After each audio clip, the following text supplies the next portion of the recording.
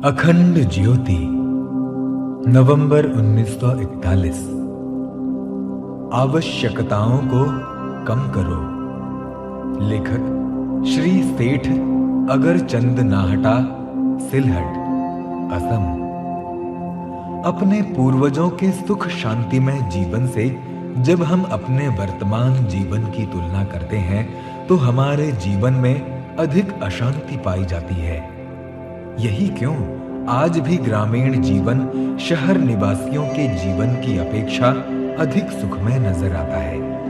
इसके कारण पर विचार करने से स्पष्ट प्रतीत होता है कि उनकी आवश्यकताएं कम हैं और हमारी आवश्यकताएं इतनी बढ़ चुकी हैं कि उनकी प्राप्ति करने में अविरत घुड़दौड़ लगी रहती है।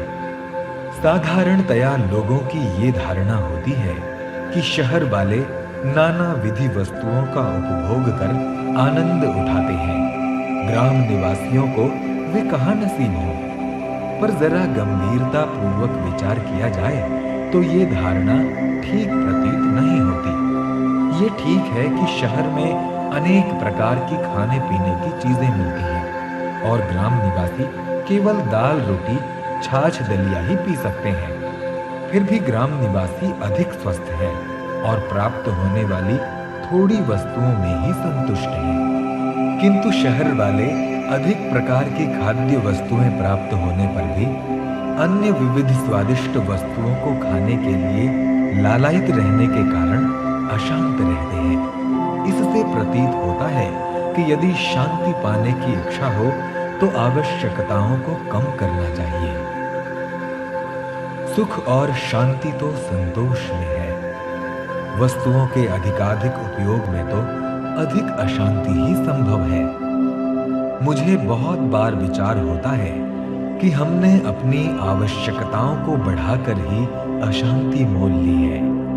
कलकत्ते में श्रमजीवियों को देखता हूँ और सिलहट में अपने आश्रित मजदूरों पर दृष्टिपात करता हूँ तो उनको दिन भर कठोर परिश्रम करके भी रात्रि को सुख निद्रा में सोता हुआ पाता हूँ। वैसी निद्रा किसी लखपति को भी नहीं आती।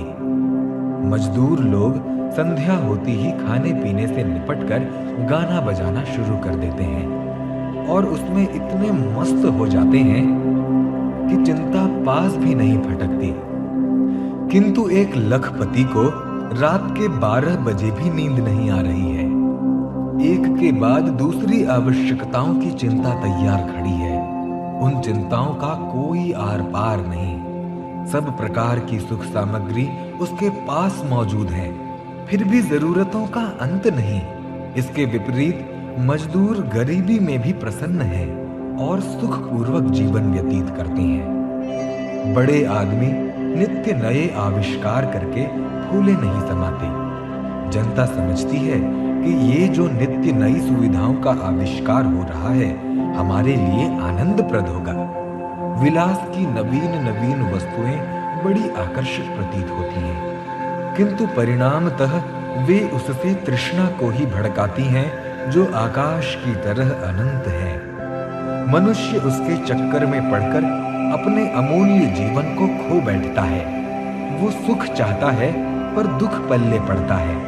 भारतीय ऋषियों ने सारे जीवन को तत्व चिंतन में लगाकर इस सिद्धांत का प्रतिपादन किया था कि जीवन को संयमित बनाओ, वासनाओं पर विजय प्राप्त करो, जो प्राप्त हो उसी में संतोष करो। यही शांति का राजमार्ग है। किंतु आज की सभ्यता उन सिद्धांतों का उपहास करती है और आवश्यकताओं को बढ़ाने में लगी हुई है। फलस्वरूप चिंता और अशांति के बादल चारों ओर छाए हुए दिखाई पड़ रहे हैं। मोटे तौर से ये बात बड़ी कठिन प्रतीत होती है कि जिनकी आवश्यकताएं बढ़ी हुई हैं, वे उन्हें क्यों कर घटा सकेंगे।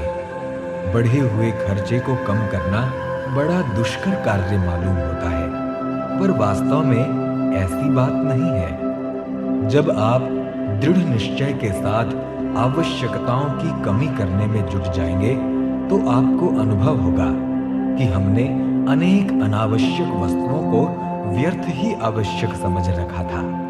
हमारा गुजारा तो थोड़ी सी वस्तुओं से ही आनंद पूर्वक हो सकता है। जीवन यापन करने और महान उद्देश्य की प्राप्ति करने के लिए बहुत सा जंजाल जमा करने की कोई आवश्यकता नहीं है।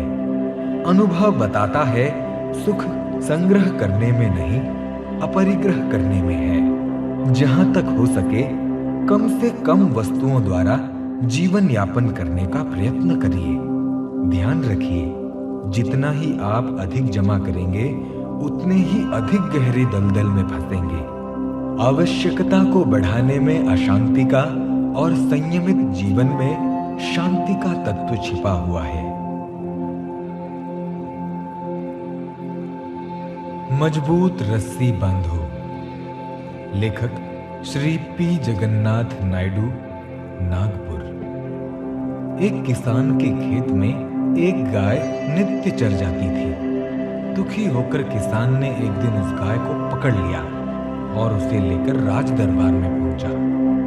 जब फरियादों की पुकार हुई तो उस किसान ने अर्जी दी कि ये गाय नित्य मेरा खेत चर जाती है। हाकिम ने उस गाय को बंधवा लिया और उस गाय के मालिक को सिपाहियों द्वारा बुलवाया। जब वो आया तो हाकिम ने पूछा कि अपनी गाय को इस तरह चरने के लिए क्यों छोड़ देते हो? गाय के मालिक ने कहा, महाराज, मेरा दोष नहीं है। ये गाय बहुत ही सीधी थी, कभी किसी का खेत नहीं खाती थी, पर मेरे पड़ोसी की गाय को चोरी की आदत है। उसी ने मेरी गाय को भी अपने जैसा बना लिया है। हाकिम ने पड़ोसी को भी बुलाया और पूछा कि तुमने ऐसी चोर गाय क्यों रखी है, जो दूसरों के गायों को भी चोर बनाती है? इस प्रश्न के उत्तर में उस पड़ोसी ने विनीत भाव से कहा, भगवान, इसमें मेरा भी दोष नहीं है। पहले मेरी गाय बहुत ही सुशील थी, पर जब से नया ग्वाला उसे चराने ले जाने लगा है, तब से इसमें ये चोरी की लत पड़ी है। हाकिम ने हुक्म दिया कि अच्छा, उस ग्वाले को पकड़ लाओ। ग्वाला आया। उससे पूछा गया कि तूने किस तरह इस गाय को चोरी करना सिखाया? ग्वाले ने उत्तर दिया, श्रीमान, मेरी अधीनता में चरने वाले सब पशु कुछ दिन पूर्व तक बड़े ईमानदार थे, भूल कर भी किसी के खेत में मुंह न डालते थे। पर जब से मोती धीवर की गाय मेरे झुंड में आई है, तब से ही सब गायें बिगड़ी हैं। उसी के दुस्वभाव ने सारे झुंड को चोर बना दिया है। हाकिम ने सोचा, तब तो मोती धीवर का ही कसूर है। सिपाही आज्ञा पाते ही मोती को बांधकर कचहरी में ले आए। हाकिम ने भौं तिरछी करते हुए कहा, क्यों रे, तूने गाय को चोरी करना किस प्रकार सिखाया? मोती के पांव कांप रहे थे। उसने डरते हुए कहा, हुजूर, मैंने चोरी करना नहीं सिखाया। कुछ दिनों तक कमजोर रस्सी से इसे बांधता रहा। उस रस्सी को ये झट तोड़ जाती थी और पास के खेतों में चर आती थी। उसी टूटी हुई कमजोर रस्सी को जोड़ जाड़ कर फिर इसे बांधता, लेकिन दूसरे दिन ये फिर तोड़ जाती। कई दिन ये क्रम चलता रहा। बस तभी से ये पक्की चोर बन गई है। दोष मामूली सा था, इसलिए सबको डांट फटकार कर और आगे से ऐसा न करने की चेतावनी देकर किसान, गाय का मालिक, पड़ोसी, ग्वाला और मोती को छोड़ दिया गया। पर हाकिम को स्वयं संतोष न हुआ।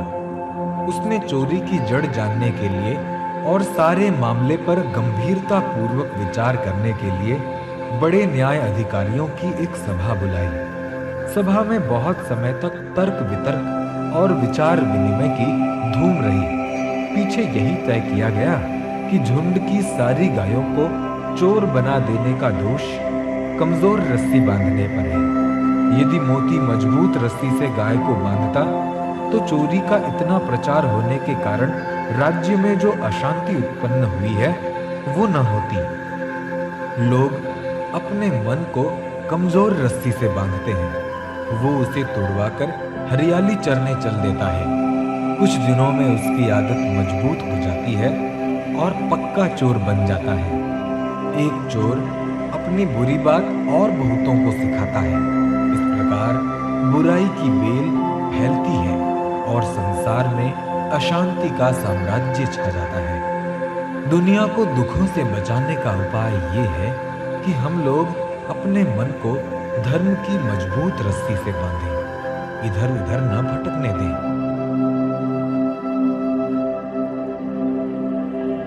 असभ्य की सभ्यता।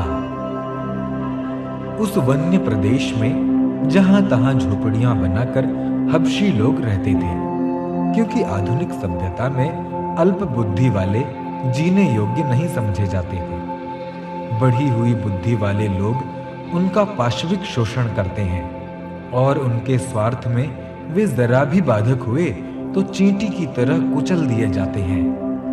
उन दिनों स्पेन के गोरे चमड़े वाले हबशियों के साथ बड़ी निर्दयता का बर्ताव करते थे, इसलिए बेचारे हबशी अपने कुटुंब सहित जनशून्य जंगलों में रह रहे थे। लेकिन यहां भी उन्हें त्राण न था। शिकारी लोग इधर से निकलते, काला हिरन न मिलता तो उसकी झुंझलाहट काले हबशी पर निकालते। गोली ठंडी करने के लिए कोई तो चाहिए। ऐसी ही घटना उस दिन भी घटी।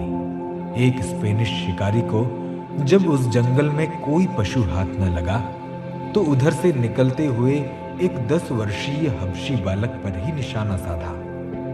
एक ही गोली में छोटा सा बालक भूमि पर लेट गया। जिस पांव में गोली लगी थी उसमें से रक्त का एक फुहार छूट निकला। प्रतिशोध मनुष्य का स्वभाव है।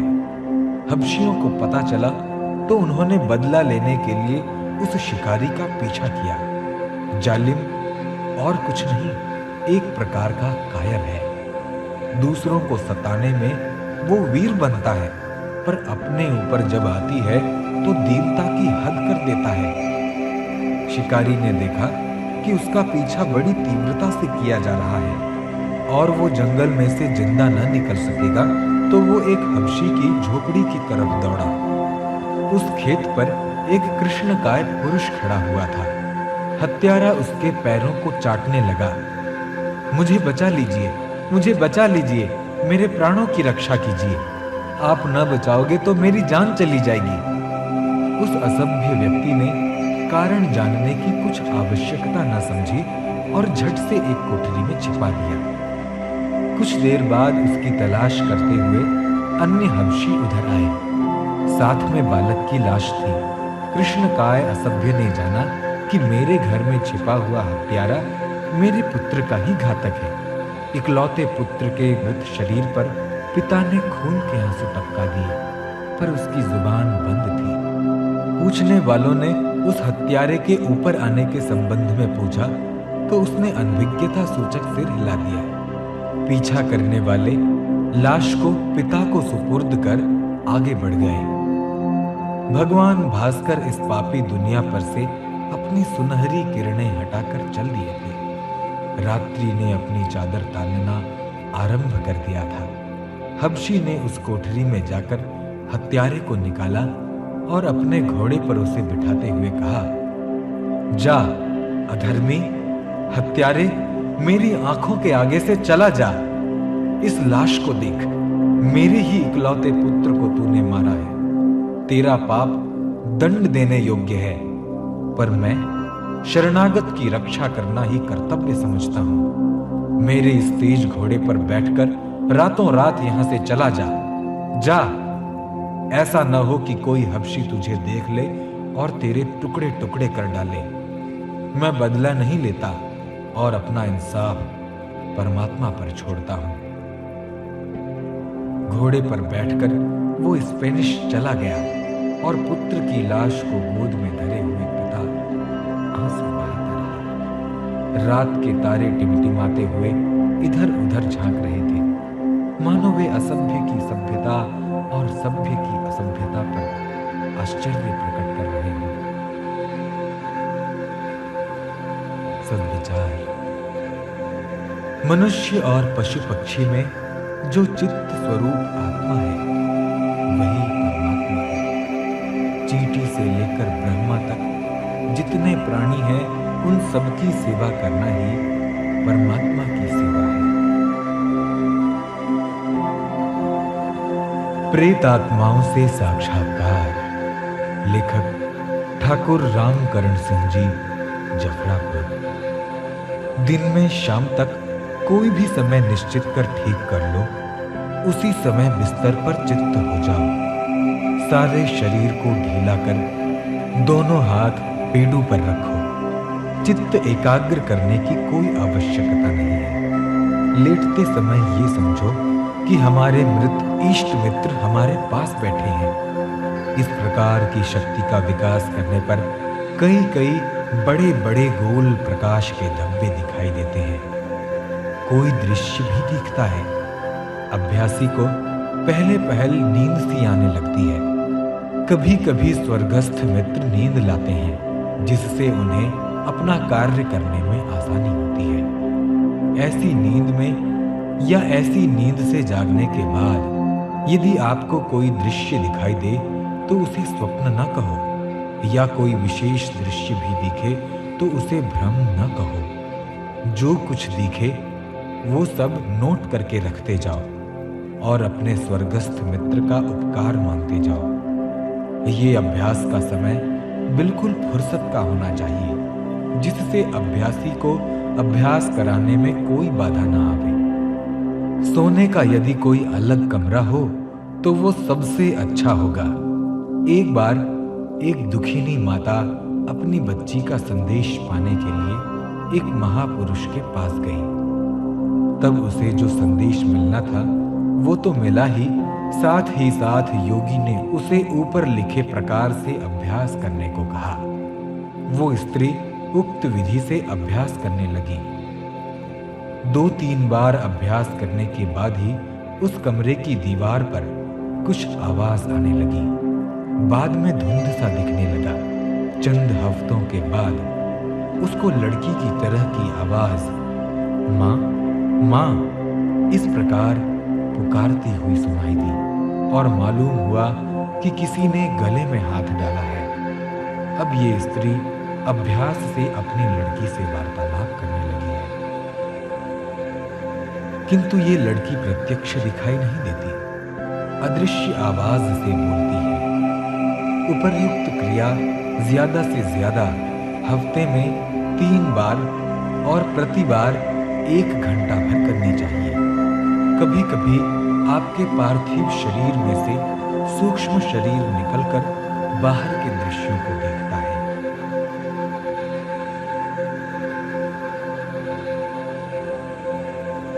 बुरे दिनों का आगमन। लेखक ऋषि तिरुवल्लुवर।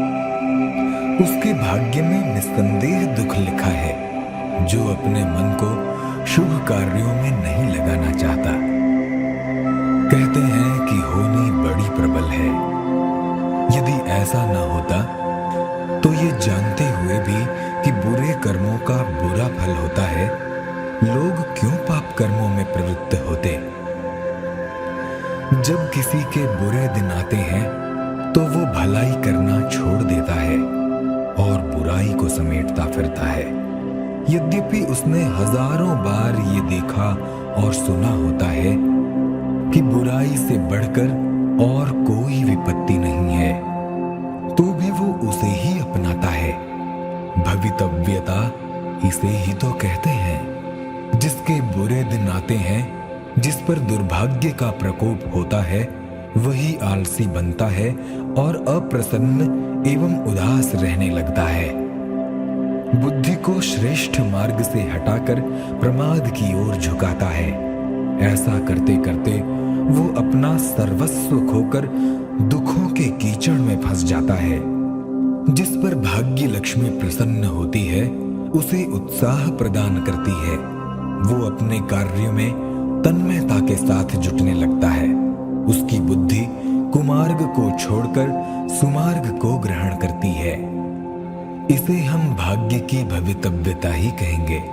जबकि इस बात को खूब अच्छी तरह जानते हुए भी कि बुरे कर्म का फल बुरा और अच्छे का अच्छा होता, नेकी के कार्यों को छोड़कर बदी करना स्वीकार करते हैं।